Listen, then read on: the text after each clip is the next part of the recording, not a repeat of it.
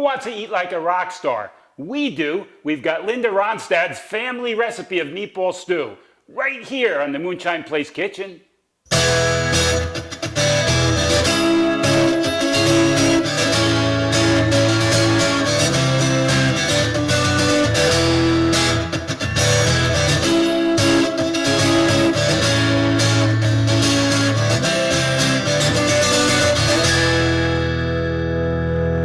Welcome to the Moonshine Place Kitchen. Today we've got quite a treat for you. We've got the Ronstadt family. It actually comes from Linda's great-grandmother, her recipe for meatball stew. It's got a southwestern flavor to it. They're from the Tucson area. It's got a little bit of a southwestern flavor to it, some beautiful herbs and stuff. But we're going to get started right away. We have 6 fresh plum tomatoes. So I'm going to stick those right in the broiler in the oven. We're going to get them broiling so I can get the skins off them in a few minutes. I've got a pot of water. I got about 8 cups of water or so getting ready to boil here. And we're going to get to that in 1 minute. Just excuse me for 1 minute. Let me get these in the oven.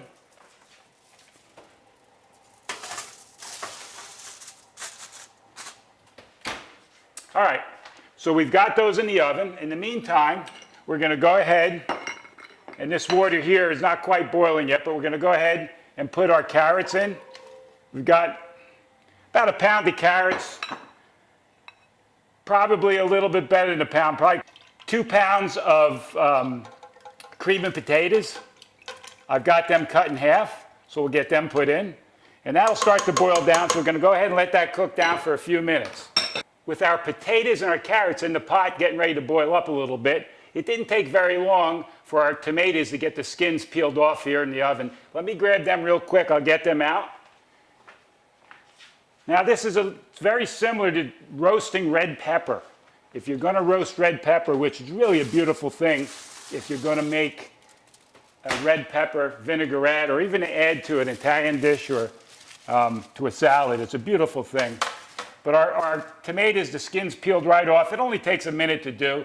I'm going to go ahead in a few minutes and peel all these skins off. I'm going to cut them up, stick them in the blender, and we have fresh tomato, basically puree for this dish, okay? In the meantime, let's get our meat going, okay? And we're going to start off with 3 pounds of chopped meat. And here it is right here. We don't need that bag, so we can get rid of that. Here's our 3 pounds of chopped meat. Okay, so we'll start right off with that. All right, get rid of that. We don't need that either. Okay, and to that, let me get something I can actually work with on that. There we go. Okay, and to that bowl, we're going to start off by adding some beautiful ingredients. We're going to go with about half a cup of mint. Half a cup of mint. Let's get over to this guy again. Oh, that smells so delicious. Half a cup of cilantro. Now, this is all chopped. It's all chopped, okay? About 2 cloves of garlic. You can stick a little olive oil in the garlic if you want. That's what I like to do. 1 to 2 scallions. You can chop that up pretty good, okay? And the better part of 2 tablespoons of oregano. So you stick that all right in the meat, okay? And eventually you're going to be putting the tomato puree in the meat as well. But for now, we'll just start with this. So what we're going to do now, let's add a little salt and pepper. We can start off with that right away. A little salt and pepper. And we're basically going to start mixing this up nicely. Okay? So that's the beginnings of our meatball stew. Let's go to a break right now while I mix this up. I'll go ahead and mix this up. I'll peel those tomatoes, I'll puree those, and we'll move to the next step. There's no sense watching that. You've all seen that before, so don't go away. This is going to be a fun time, a fast time, and a neat deal. This is actually authentic to the whole situation there. It's authentic to the Ronstadt family, right? Going back from the great-grandmother. Stick with us and come on back.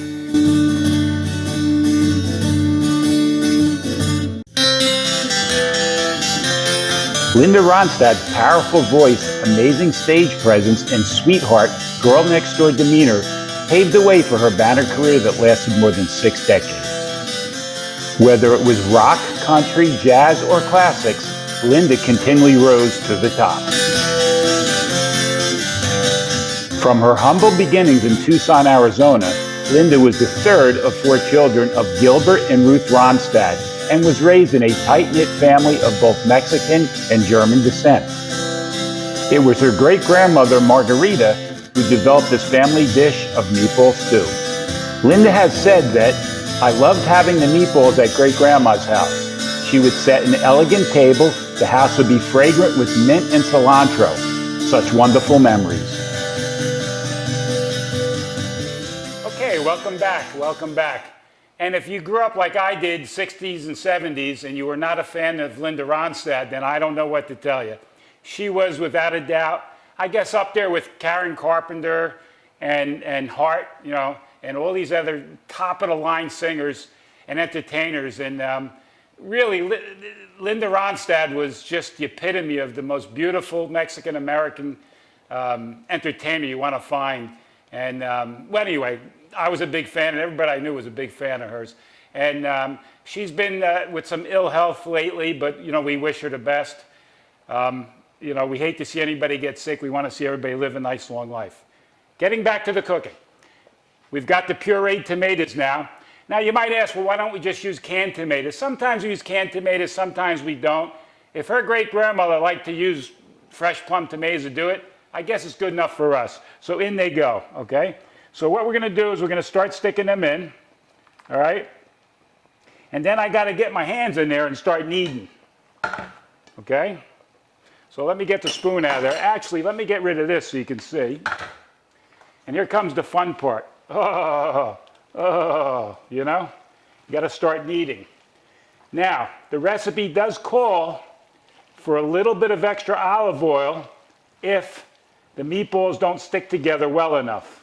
But I have a feeling that we're not going to need that olive oil, okay? I have a feeling that this is going to be just about right, okay? So I'm going to knead this all together like this. And then we're going to start to test one out and stick it in the water and see if anything happens. Look at that, it's all trying to get away from me. Now the bowl, you might notice the bowl, the orange bowl here, which is actually in the theme of Mexican style. But in actuality, it did not come from Mexico. My daughter Anna made this when she was, I guess, in middle school. And this bowl has hung around our kitchen all these years. And Anna is getting ready to go off to college now. She's in her senior year in high school. And we've been doing the college crawl, going out to all these different colleges, which has been quite a eye-opener. You know, financially and every other way, it's really tough. But that's what's going on with that. But getting back to the rock star legend and her great-grandmother's beautiful meatball stew, I think we're just about ready. So you make these meatballs just like any Italian would make a meatball, like anybody else, except we're going to make them a little smaller. We're going to make them sort of walnut size, okay? So they'll be small, all right? About that big. I guess for me, the palm of my hand, more or less.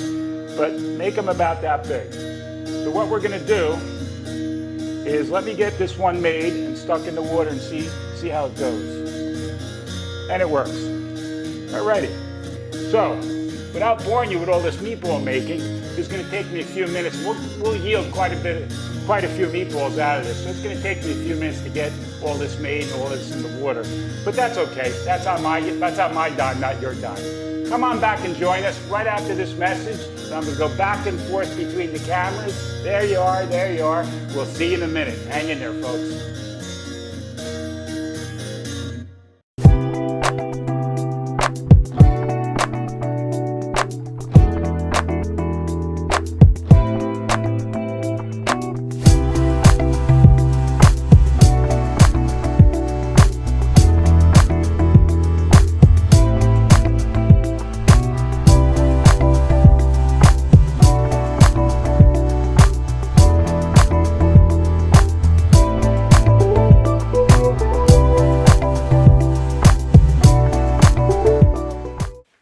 Welcome back, welcome back. We've got a beautiful dish here. We got a beautiful dish.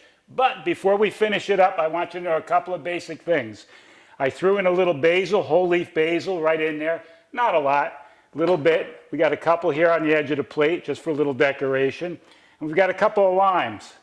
And as you've seen in our other shows, that we always roll out our lime a little bit to get those juices flowing in the lime before we actually use them. So let's go ahead and get one of these limes cut up and get all that essence. Here we go. Oh, tell me about it. Oh, the smell of that lime.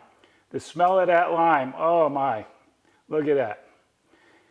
There's just something special about beef and lime together. It's just so delicious. And of course with this stew, it's even better, okay? So what we'll do then is we'll go ahead and we'll serve it up a little bit with a couple of lime wedges on the plate, okay? So we have a beautiful dish here. There it is. There it is. Linda Ronstadt Family Meatball Stew. A beautiful thing that comes directly from her great-grandmother. This was one of her favorite things to eat growing up, and she said it just made her feel like home when she did. It's a beautiful, filling dish. We want to thank you once again for joining us on the Moonshine Place Kitchen, and we look forward to serving you again.